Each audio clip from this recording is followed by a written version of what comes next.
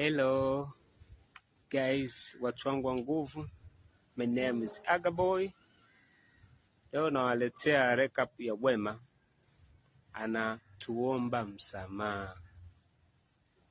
Basi kama umekiri, dondosha komenti yako hapo kumsamehe dada yetu Wema. Msikilizeni hapo. Yatakuwa tu ni makosa ya kibinadamu na sio upumbavu wa kiasi hiki.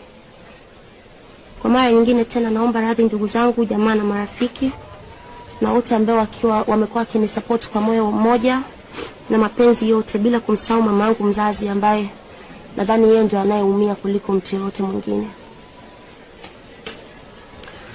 Hakuna marefu yasiyo na ncha, na leo nathubutu kusema kwa mdomo wangu nimefunga jalada la utoto, nimefunga jalada la ujinga, nimefunga jalada la upuuzi na kila aina ya maumivu niliyowahi kusababisha kwa watu wangu. Naomba radhi kwa hili lililotokea na kwa ajayo ambayo siyajui, maybe anaweza akaambatanika na ile ambalo limetokea. Na namuomba Mungu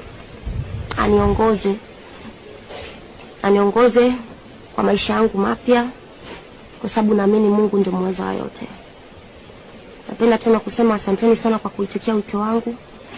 Nawashukuruni sana, and ila tu kinachotakiwa kufahamika ni kuwa I am no longer the same.